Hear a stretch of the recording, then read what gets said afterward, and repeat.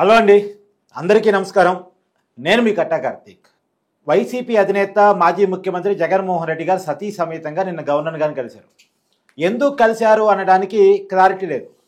TDP నాయకులు press మీట్లు పెట్టిన తర్వాత వాళ్ళు ఇచ్చుకున్న క్లారిటీ ఏంటంటే మర్యాదపూర్వక భేటీ, ఆరోగ్య సమాచారాన్ని తెలుసుకునేటువంటి భేటీ. ఇప్పుడు ఆరోగ్య సమాచారాన్ని తెలుసుకోవటం అయి ఉంటే తెలుసుకోగానే ఒక ట్వీట్ చేసి ఉండాలి. కానీ ఇలా ఎందుకు కలిసి ఉండొచ్చు? నిజానికి జగన్మోహన్ రెడ్డి గారి అరెస్టు ఏపీ లిక్కర్ స్కామ్లో జరగబోతుంది అని ప్రచారం వస్తున్న సమయంలో జగన్మోహన్ రెడ్డి గారి అరెస్టు కంటే ముందు ఉండే ఫార్మాలిటీ గవర్నర్ గారి అనుమతి.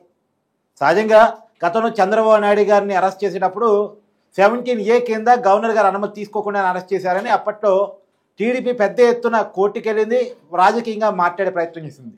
కానీ ఇప్పుడు కూటమి ప్రభుత్వం గవర్నర్ గారు అనుమతి తీసుకునే పర్మిషన్ మేరకే జగన్మోహన్ రెడ్డి గారిని అరెస్టు చేయబోతున్నామని ఒక లీకులు ఇస్తున్న సమయంలో గవర్నర్ గారిని జగన్మోహన్ రెడ్డి గారు సతీ సమేతంగా గతంలో ఎన్నడూ లేని విధంగా కలవటానికి ఉన్న కారణాలేంటి మాట్లాడుకునేటువంటి ప్రయత్నం చేద్దాం. నాతో ఉన్నారు ప్రముఖ సామాజిక రాజకీయ విశ్లేషకులు అంకమరావు గారు.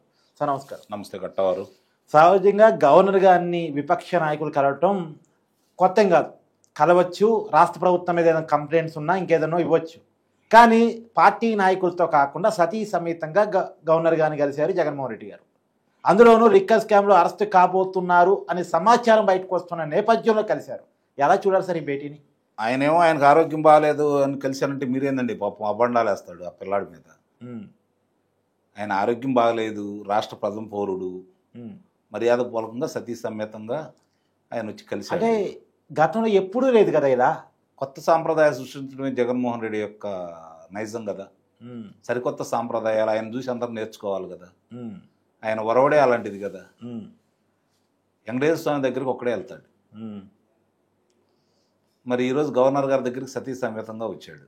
అది అంటే దేవుడి మీద ఆయన ఉన్న భక్తి, మరి గవర్నర్ గారి మీద ఉన్నటువంటి భక్తిని మీరు వ్యత్యాసం చూసుకోవచ్చు. సరే, గవర్నర్ గారి మీద ప్రేమ భక్తి ఉంటే తప్పులేదు, మంచిది అది. కానీ ఎప్పుడు లేని విధంగా ఇప్పుడే కలవాల్సిన అవసరం ఎందుకని వచ్చింది? మళ్ళీ కలిసే అవకాశం రాదు కనుక. కావునా కాదా చెప్పండి. మళ్ళీ కలిసే అవకాశం వస్తుందా? నాకు తెలిసి ఒక 10 సంవత్సరాల దాకా రాకపోవచ్చు. కాబట్టి ఈరోజే కలుద్దామని చెప్పి ఆయన కోరిక కావచ్చు. ఈ భేటీ తర్వాత రేపు గవర్నర్ గారు జగన్మోహన్ రెడ్డి గారి అరెస్టుకి సంబంధించి ఇచ్చే పర్మిషన్లో ఏమైనా తేడా ఉండే అవకాశం ఉంటుందా? ఇప్పుడు ఆయన కనుక ఏమాత్రం హామీ ఇచ్చిండో పావు గంట అరగంటలో బయటకు వచ్చేవాడు. గంటన్నర సేపు బయటికి రాలేదు అంటే ఎన్నిసార్లు బతిని అడుకొని ఉంటాడు, ఎన్నిసార్లు ఆయన తిరస్కరించి ఉంటాడు, ఎన్నిసార్లు ఈయన ప్రాధాయపడి ఉంటాడు, ఎన్నిసార్లు ఇది నా వల్ల కాదని చెప్పుంటాడు. ఆలోచించండి మీరు. అందుకే సతీ సమేతంగా వెళ్ళారని చెప్పి అయితే నేను భావిస్తున్నా.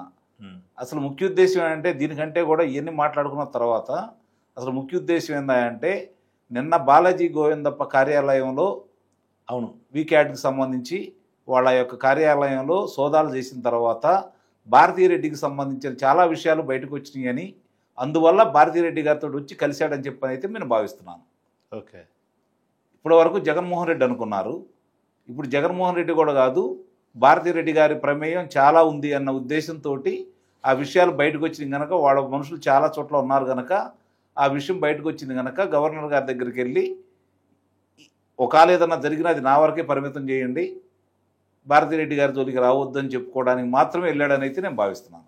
ఓకే, 17A అనేది విడతల రజనీ గురించి కావచ్చు, రోజా గారి గురించి కావచ్చు, లేదంటే జగన్మోహన్ రెడ్డి గారి గురించి కావచ్చు, మిథున్ రెడ్డి గారి గురించి కావచ్చు, వాళ్ళ తీసుకోవడం కూడా జరిగింది. అవును.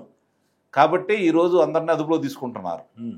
దాంట్లో ఈయన పేరు ఉంది కాబట్టి ఈయన మానసికంగా సిద్ధమయ్యాడు కదా. మీరు గమనించండి, ఈయన మానసికంగా సిద్ధమై 6 నెలలు అవుతుంది. అంటే సజ్జరామకృష్ణారెడ్డి గారు ఓపెన్గా చెప్పారు జగన్మోహన్ రెడ్డి గారు జరగబోతుంది. కాబట్టి వీళ్ళు మానసికంగా సిద్ధమయ్యారు కాబట్టి దాని గురించి ఈరోజు గవర్నర్ గారిని కలిశాను నేను అనుకోవట్లా. ఆయన గురించే అయినట్టయితే ఇప్పటికి ఎప్పుడో ఈ విషయం బయటకు వచ్చినప్పుడు వెళ్ళి కలవడం జరిగేది. అంటే గత వారం నుంచి వింటున్న వార్తలు ఏంటండి సార్, అమిత్ షా గారు అపాయింట్మెంట్ కోసం తీవ్రంగా ప్రయత్నం చేశారని, చివరికి మోడీ గారితో మాట్లాడే దానికోసం కూడా ప్రయత్నం జరిగిందని, కానీ ఢిల్లీ పెద్దల నుంచి అనుకున్నంత మేర ఏ హామీ రాలేదని, ఇప్పుడు గవర్నర్ గారి ద్వారా ఏదో లాబీకి నడిపించుకునే ప్రయత్నం చేస్తున్నారని ఒక రాజకీయ మాట. నిజానికి రాజ్యాంగబద్ధ వ్యక్తులని కలిసినప్పుడు మనం ఆ మాట అనడానికి లేదు, కానీ బయట వస్తున్నటువంటి ఆరోపణ ఎందుకంటే సాంప్రదాయాలకు విరుద్ధంగా జగన్మోహన్ రెడ్డి గారు కలిసారు కదా. గతంలో ఈ అలవాటు ఈ కల్చర్ జగన్మోహన్ రెడ్డి గారికి విరివిగా ఉండుంటే ఈ అనుమానం రాదు. అవును, అంటే ఇక్కడ ఏంటంటే మనం అనుకున్నట్టుగా కాకుండా నా ఉద్దేశం ప్రకారం దీనివల్ల కలిసి ఉంటాడని అయితే నేను భావిస్తున్నాను. ఇప్పుడు ఆయన రాజ్యాంగబద్ధ పదవుల్లో ఉన్నాడు, ఆయన రాష్ట్రానికి పదం ప్రౌఢుడు, అవును, అలాగే భారతీయ జనతా పార్టీకి దగ్గర మనిషి, కేంద్రానికి బాగా దగ్గర మనిషి కాబట్టి ఆయన దగ్గర విన్నపాలు చేసుకొని విన్నపాలు వినవలే వెంకటేశ్వర అని చెప్పని మనకి గతంలోనే ఉంది కాబట్టి ఈరోజు ఆయన నజీర్ గారిని ఆ విధంగా మాట్లాడుకోవడానికి లేదా బతినాడుకోవడానికి అంత సమయం పట్టిందని అయితే నేను భావిస్తున్నా. లేదు ఈ నెలంలోనే నీకేం పర్లేదు నేను ఉండానంటే ఆనందంగా బయటకు వచ్చేవాడు, దాని గురించి మాట్లాడేవాడు, లేకపోతే వేరే విధంగా ఉండేది. అది కూడా వరలరామయ్య గారు బయటకు వచ్చి నువ్వు గవర్నర్ గారిని ఎందుకు కలిసావు అని చెప్పి ప్రశ్నించిన తర్వాత కదా ఆయన ఆరోగ్యం గురించి వాకప్ చేయడానికి వెళ్ళాలని చెప్పింది. అంతకుముందు అయితే బయటికి రాలేదు కదా. కాబట్టి చాలా స్పష్టంగా అర్థమైపోతా ఉంది, వాళ్ళకి పంచరంగుల నక్షత్రాలన్నీ కనపడతా ఉన్నాయి. ఈరోజు అంటే భయం లేదు, భయపడొద్దు అని క్యాడర్ చెప్తా ఉంటాడు, తను మాత్రం భయంలో ఉంటాడా అంటే జగన్మోహన్ రెడ్డి వీటన్నిటికీ అతీతుడని అయితే నేను భావిస్తున్నా. మొట్టమొదటి నుంచి కూడా ఎవరన్నీ చెప్పినా దీనికన్నిటికీ అతీతుడు. ఎందుకంటే అతను ఏం చేయాలనుకుంటాడో అది చేసుకుంటూ వెళ్తున్నాడు, ఎదుటాల గురించి చెప్పేది వినడు, తను చెప్పిందే చేయాలనే భావనలో ఉంటాడు. ఆ విధంగా చేసిన వాళ్ళని తన పక్కన పెట్టుకుంటూ ఉంటాడు. ఇంకోళ్ళ దగ్గర సలహాలకు తీసుకొని సంప్రదించో వాళ్ళ సూచనల మేరకు ముందుకు నడిచే వ్యక్తి అయితే మాత్రం నేనైతే భావించట్లేదు. ఆ విషయంలో ఇప్పుడు జరుగుతున్న పరిణామాలన్నీ అతనికి క్షుణ్ణంగా అర్థమైంది. అది వారమా, 10 రోజుల, నెల, 2 నెలల అంతకంటే దాటైతే ఉండదు. అదుపులో తీసుకోవడం అనేది నిశ్చయమైపోయింది. దేశ విదేశాల్లో ఇప్పుడు 12 మంది గురించి రెడ్ కార్నర్ నోటీసులు ఇస్తున్నారు. అవును, ఇంకొక 2 ఉన్నారు ఈయనకంటే ముందు, ఒకళ్ళు విజయసాయి రెడ్డి, ఒకళ్ళు నారాయణ స్వామి. నారాయణ స్వామి నిందితుడు లిస్టులో లేరుగా. నీకు అందరు ఉన్నారా? అంతకుముందు బాలాజీ గోవిందప్ప ఉన్నాడా, లేకపోతే కృష్ణమోహన్ రెడ్డి ఉన్నాడా, జగన్మోహన్ రెడ్డి ఉన్నాడా? అంటే ఇప్పటివరకు మనం విన్న సమాచారం మంత్రికి సంబంధం లేకుండానే స్కామ్ చేశారని కదా. అది తర్వాత విషయం. ఇది లాభాలు ఎవరు పొందారు అనేది వేరే విషయం.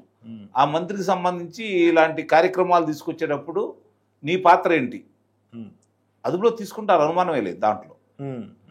దాంట్లో అనుమానమే లేదు. విజయసాయి రెడ్డిని అదుపులో తీసుకుంటారు. ఆ తర్వాత జగన్మోహన్ రెడ్డి. ఈ దేశ విదేశాల్లో ఉన్న వాళ్ళందరినీ తీసుకొచ్చేది కారణం ఏంటంటే ఎంత ధనాన్ని బయటికి తీసుకెళ్లారు, ఏ రూపాల్లో తీసుకెళ్లారు. ఒకవేళ వాళ్ళు చెప్పలేదు అనుకోండి, చూపిస్తారు. ఇదిగో పలానా రోజు ఆయన పెట్టాడు కదా, ఎదురుగా మొత్తం కట్టలు పెట్టుకొని మధ్యలో నుంచొని, ఇదిగో ఈ డబ్బులు కట్టా కార్తిక్ గారు పంపించాడు, ఈ డబ్బులు నేను పలానాళ్ళకి పంపించేశాను అని చెప్పిన ఏ విధంగా అయితే దాంట్లో చూపించాడో అది ప్రత్యక్ష సాక్ష్యాలు కనపడుతున్నాయి కదా. మరి ఆ డబ్బు నేనేం చేశాను, ఏ విధంగా వినియోగించాను, ఎక్కడ పంపించాను, ఇది చూపించినా అది కూడా చూపిస్తారుగా. కాబట్టి ఇన్ని వివరాలు వాళ్ళ దగ్గర ఉన్నాయి కాబట్టి ఈరోజు వాళ్ళు గెల కొట్టుకుంటున్నారు. కారణం ఏంటంటే చేపకి ఈతొచ్చు కానీ వలలో చిక్కిన తర్వాత బయటికి వెళ్ళలేదు కదా. ఇప్పుడు వల పడిపోయింది వాళ్ళ చుట్టూ. మేము గజేతగాళ్ళు అన్న వాళ్ళు కూడా ఉపయోగం లేకుండా పోయింది. జరుగుతున్నవన్నీ కూడా కళ్ళ ముందు కనపడుతున్నాయి కాబట్టి ఏమీ తోచక, ఏం చేయాలో అర్థం కాక ఆయన సర్వోన్నత న్యాయస్థానంలో ఆయన కూడా ఒక న్యాయమూర్తిగా చేశారు కాబట్టి చివరి అంటే దింపుడు కల్లా ఆశ అంటారు, అలాంటి ప్రయత్నం చేశాడని అయితే నేను భావిస్తున్నాను. Thank you.